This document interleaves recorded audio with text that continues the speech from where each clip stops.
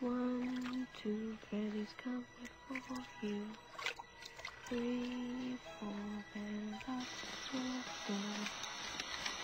5, 6, grab a piece. Tonight's episode of TWITS is brought to you by Frost Brewed Coors Light. Woo! Alright. Stretching's done. You about ready to do this? All set. This is the halfway point, Mikey. Big week 9. 8 down and 8 to go after this one. Okay.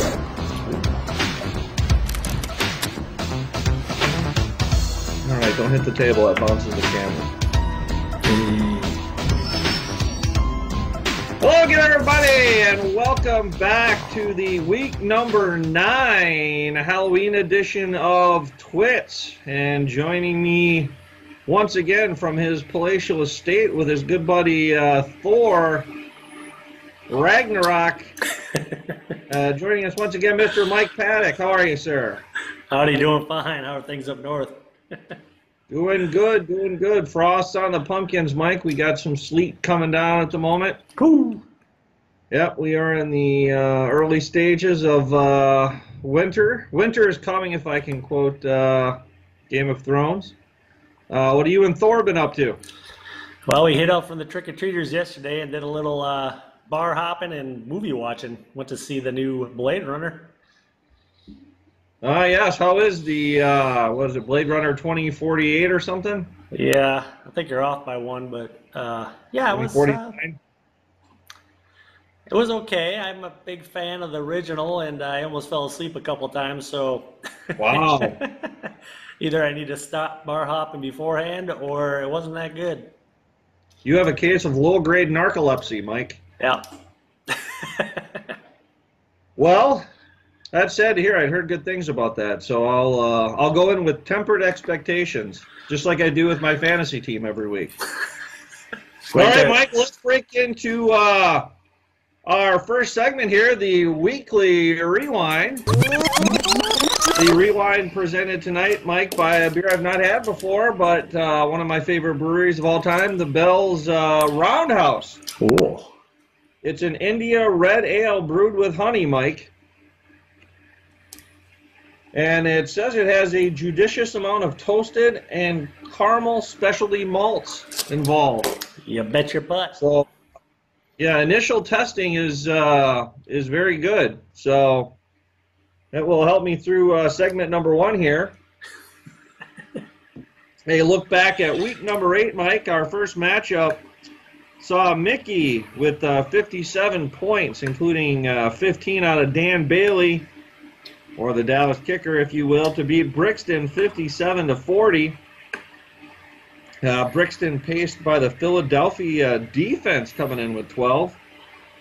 In our second in as many weeks high-scoring affairs, the Commish 78, Evans 64 got out to a early morning London Beefeater lead on me, thanks to Thielen and Jarek McKinnon. But Deshaun Watson helped with 23 to enable the comeback there. In the Civil War, we had Tom 76, Greg 51. Tom, paced by Ezekiel Elliott, who, barring some sort of legal propaganda here at the end of the week, will be suspended as predicted here last week. Go back and check the tape. You called it. Yep. And... Mike, you were able to best Tim 50-32. Got a couple of fourth quarter touchdowns from Jimmy Graham to pace your team. Tim was led by Tyrod Taylor, who chipped in with a dozen. And then last but not least here, our fifth supple matchup saw Wayne 71, Thad 41. Wayne paced by Lamar Miller. Got 14 out of him in what was a shootout out west. I thought Seattle-Houston, you think of some top-tier defenses in that matchup, but right from the get, that one was a shootout. Thad paced by the Kansas City defense with 11. So there is your weekly rewind for week number 8. Mike, sound the alarm here, if you will. We have a record setter, and the SFL in style in week number 8 goes ahead and sets the all-time record for place kicking points in a week, Mike. 110 kicker points in week 8 among the Suffle. That's good for first place. So we've gone 7 weeks before that without a record at all, and then we come in and set an all-time record, number 1. So nice job, Suffle, and nice job, kickers. So good to kick off record setters here. Didn't think we'd have to wait until week 9 to do it, but I'm going to have to dust off the image on that one. Yeah, exactly. All right, Mike, why don't we take a quick look here at Confidentially Yours.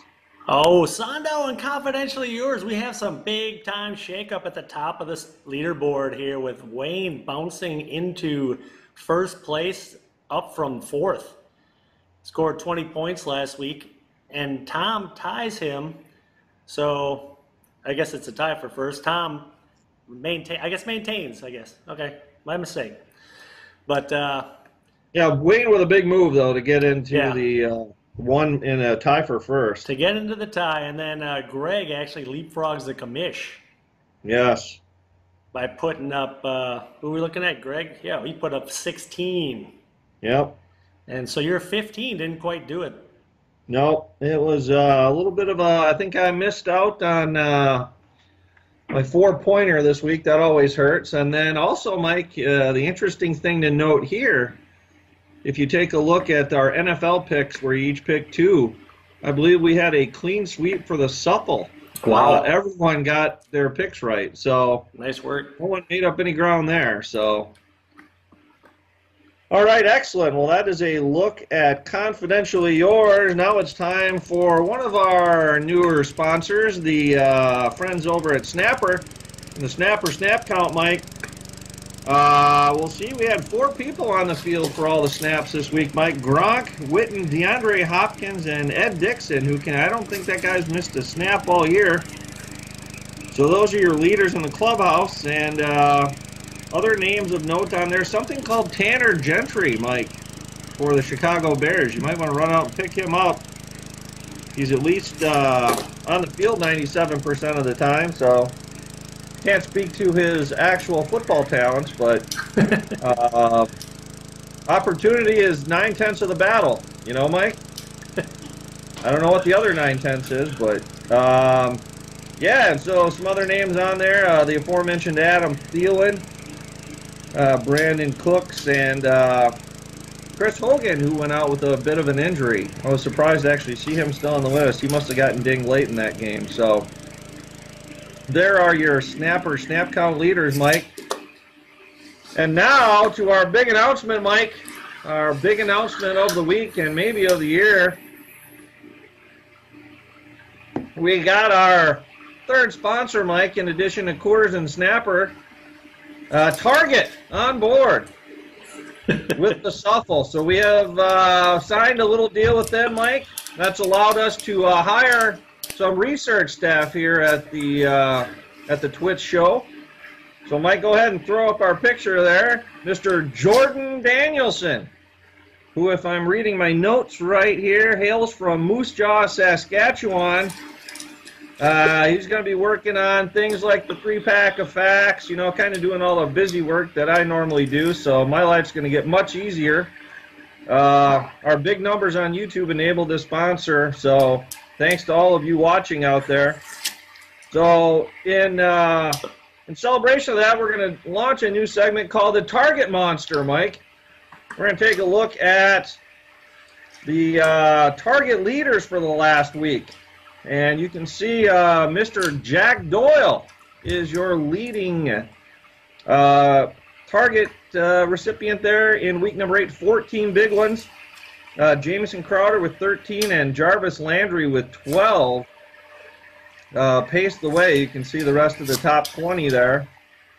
So we'll be taking a look at each week the Target Monsters. And welcome aboard, Target. All right, Mike. Well, that brings us to the segment that takes a look at what's coming up in week number 9 here. Mike, what's coming up on tap? Sondo, this week's on tap brought to you by Adirondack Bear Naked. Bear Naked? Bear Naked Amber Ale. Really? Where's that out of? A lovely beer out of New York State, Upper New York State. Oh, wow. Excellent. Yes, it is. And your spotlight matchup for week 9 is the Commish at 8-0, 450 points going up against Greg Scuffs Patches at 2-6. Huh.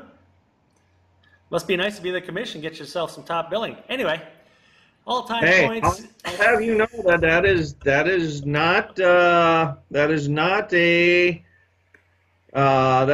commish influenced pick. Well, I wrote the code that does the picking, so I guess in that sense it is. But if I remember, and I wrote this code many moons ago, as long as the weekly emails have been coming out with the weekly matchups, I believe it just takes the combined win percentage of the teams and then does a sort. So it looks like second place is a couple 4-4. So this by percentage is why that's the 5-star matchup. So please proceed, Mike. Oh, you'd have to explain to me. There's no lawsuit coming from me. Oh yeah. All the time. We can have that now. I mean, with these sponsors, I mean, we get any bad press at all, and it might be sayonara. So we gotta keep this on the up and up. All-time points go to you as well. 1929. Good year to Greg's 1681. And you lead the all-time series as you would expect, 27-15 with one tie in there, winning the last 11 matchups. Woo! Oh, look at that. It says the longest winning streak was 11 games. Yeah. So you win this one, you actually beat your streak. Yep. Guess I'll have to keep beating myself. And as you mentioned, the next game up on the board, a couple of 4-4 teams. Tim Cranky Pants at 362 points against Tom Brixton Sky, 436 points on the year. Tom leads the all-time series as well, 1475 to 1368, and games 20-13, winning 15 of the last 22 matchups. Wow. And then Wayne Bago at 5-3 with 379 points, going up against Mickey Crazy Mom at 3-5, 397 points. A lot of the same numbers, just in different orders there. All-time points go to Mickey at 1465 to Wayne's 1253, and the series as well at 23-12, winning the last 3. Good luck to you both. And then Mike the Paints finally getting a matchup against Brixton Pineapple. 5-3, 402 points. I'm coming in against Brixton's 3-5 and 375 points. There is no history in that yet. And then rounding out the week, we have Evan, the Minnesota Vikings, at 1-7, 404 points against Thad, the Brick Walls, at 5-3 with 413 points. Evan does lead that all-time points, 1702 to 1647, but Thad leads that series 23-20. Yes. Although Evans won the 5 of the last 6, so gotta watch your back, Thad. Put up that brick wall, and that's what's on tap. All right, excellent work. Also of note here, Mike, week number 9 represents the 1 week in the SFFL that you will play an opponent for a single time. So you play everyone else in your division twice for a total of 8 games, and then there are a total of 5 other teams in the other division. 5 times 2 is 10, so that's 18. So that's 1 too many. So in week 9, this is the team you will face only once. So good luck to the Pineapple, then. Yes, and also of note, this is an all inter-conference, so AFC versus NFC weekend. So also take that into consideration when you're having your TV viewing parties this weekend. Mike, we are going to take a break right here. We'll show a little commercial from our friends over at Coors, and then we'll be back after that to wrap up this week's edition of TWITS. Elvira here, Mistress of the Dark and sometimes Surfer Babe, because Coors Light is the official beer of Halloween and the parties at the beach. Malibu Beach, where you can hang ten. Look, Frankie and Annette. And of course, when it's time to chill, just reach for that cooler of Coors Light. Aged ice cold, never frozen stiff. It's the right beer now for Halloween. Just look for the silver bullet smooth display and dig up your friends now for a party at the beach. Happy Halloween, dudes. All right, welcome back, everybody. Hope you enjoyed that flashback from our Coors, continuing our Halloween theme here. Got my buddy Mr. Pumpkin doing the broadcast with here tonight with me. So nothing but tricks and treats, Mike. So speaking of tricks and treats, we're going to break into a 3-pack of them right now, a 3-pack of facts. And Mike will segue that into some Skeptic or Believer, our first 3-pack, or excuse me, our first, what would it be, our first fact here in the 3-pack of facts. We're going to look at, Mike, owners going over the 70-point mark. You may have noticed this week we had 3 owners with 70 plus. Mike, Skeptic or Believer? Let's do this. Skeptic or Believer? The most number of owners in 1 week that have gone over 70 is indeed the 3 that we saw this week. Ooh, I'm a skeptic. Yeah, you are right to be a skeptic, Mike. The number is 5. Oh, we can show the graphics here. Back in week 8 of 2014, we had 5 people go over, and then I put up the box score that you can show too. So we had Evan 94, Thad 43, and then we had a couple of 72 to 70 games. Mickey 72, Jeff 70, and Mike 72, Tim 70. Wow. So that's your that was quite the week there. Take the overs on those matchups. And our second fact here, Mike, we also, as we mentioned, had some big kicker points this weekend, Mike. Skeptic or Believer, Mike, the most points scored by any kicker in any given week is 20 points. Are you a skeptic or believer? I'm a skeptic. I think it's higher. Is that what you're asking? Yes. You are correct, Mike. The most points scored by a kicker in a single week is 21. Oh, jeez. And that's happened 4 times. 1996, it happened twice with Jeff Wilkins and Chris Boignol. And I remember the Boignol game because that was against the Packers. And he kicked his 7th field goal, and Reggie White was not pleased about that kick because they were destroying us. And it was at the end just to get him the record, I believe. And then in 2000, Jeff Wilkins, and 2012, something called Blair Walsh was the 4th kicker to do it. So 2 for 2 on skeptic or believer here, Mike. Nice job. Back in the groove. That's right. And for our last fact, we're going to look at, we also had quite a few teams this week with some pretty good quarterback kicker totals combined between the 2 positions.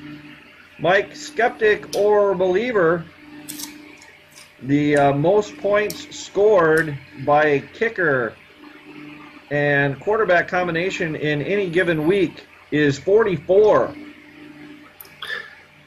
Wow. I'm going to have to be a skeptic. Oh, you're a believer at you, Mike. And ironically, Mike, it's you. Throw up the graphic. Back in 2010, Mike, Week 10, you had 44 combined, and we'll throw up the box score here too, Mike. You remember Kevin Cobb, K-O-L-B. Oh, yeah? I think he played for Philly and Arizona. I don't know which team it was at the time, but he got you 24 regular points and 9 bonus points. So I'm guessing he may have ran 2 and like thrown for 4 or something. And then you got 11 out of Adam Vinatieri for a grand total of 44. So in a 90-26 romp over Evan. who had Brett Favre that day, but Favre only passes for one and gets you about 150 yards passing. So a bad day for Mr. Favre. So there is your 3-pack of facts for week number 9. Nice. Mike, let's take a look at the steals and heels for week number 9, or excuse me, week number 8. Yeah, I'll go ahead and throw this graphic up on the board. But the steals for the week, we have a full house of receivers. Will Fuller out of Houston, expected to get 5 points. Yep. Comes away with 18 for a plus 12.99. Round that one up. Yep. Little receiver out of Seattle, Paul Richardson, was only expected to get about 4.5. Ended up with 17 for a 12.5 point bonus there. And something called a Juju Smith-Schuster. I think I had some kids trick-or-treating and picked up a couple boxes of those. Oh, yeah. Was expected to get about 4 and ended up with 15 as well for a 10.92 on the plus side. Yeah, Mike, the interesting thing to note there, number 1 and number 3, Schuster and Fuller, were Tom's receivers this week. Oh. So nice week by Mr. Ewald. Yeah, and I think is Richardson and Schuster, are they both rookies? No. Smith-Schuster, can't remember if he's a rookie or if he's a second-year guy, but I know Richardson was at Colorado. He's been out a couple years, but they are both in their infancy. Yes, they're both very, very young guys. Making the leap, as they say. Yep. And then on the heel side of things, Kareem Hunt continues his slide. Is expected to get about 11 at 10.88 and only got 3. So negative 7.88 for him. Antonio Brown, normally a powerhouse, also expected to get around 10, ended up with 3 as well. And Brandon Cooks expected to get about 7 3/4 and ended up with 1. So that rounds out your heels. Yes, the heels segment would not be complete without a member of my roster on there. So I didn't recognize one of them. All right, well, let's break into everyone's tertiary favorite here, Mike, the Chalk Talk. Chalk Talk last week was the first ever inter-Twits battle between myself and Mr. Mike Paddock. And Mike comes out with a win on that. I had Tampa Bay -2. Jameis Winston, wow, they don't show up. I believe they scored 3 points at home. Although they did have Kuechly back, but still not a great Carolina defense. That moves me to 2-3 on the year. So we're going to bounce back this week in a big way, Mike, though. We got Denver coming off a short week and a beatdown at the hands of the Chiefs, traveling all the way to the East Coast to take on the high-flying Eagles and new addition Jay Ajayi. So I'm going to go ahead, Mike, in this one, lay the 6.5. I do not anticipate this will be a problem for the Fly Eagles Fly. So I'm going to lay less than the touchdown and watch them walk away with something like a, let's call it 30-17 win. Yeah, a lot of movement in the NFL but before the trading deadline, and that was one of them. Yeah, normally a boring time of the year for the NFL, but they ramped it up this year. Yeah, we had, Kelvin Benjamin moving on to Buffalo. We had Big Dwayne Brown moving from Houston up to Seattle. I think there were a couple more in there. So, yeah, not the normal. Garoppolo goes to San Fran. Oh, yeah, San Fran has a legit quarterback now, and New England has no one at the moment. They're on a bye week, so I'm sure they'll do something. They were talking about maybe trying to get Hoyer back.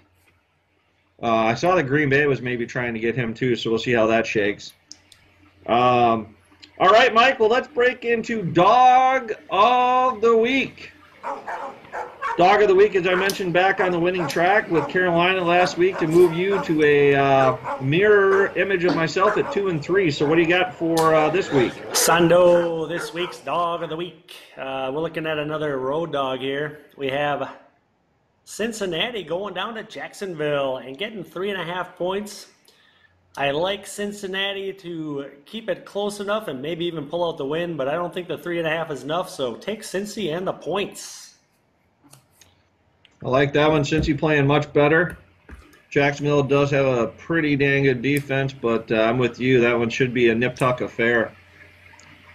All right, well, let's round out week number 9 here, Mike, with the game of the week. This week, Mike, we are going to Jerry's World. We got a little game between the Red Hot Chiefs and the purportedly at this point, no Zeke Elliott led Dallas Cowboys. So, Mike, who do you like in this one?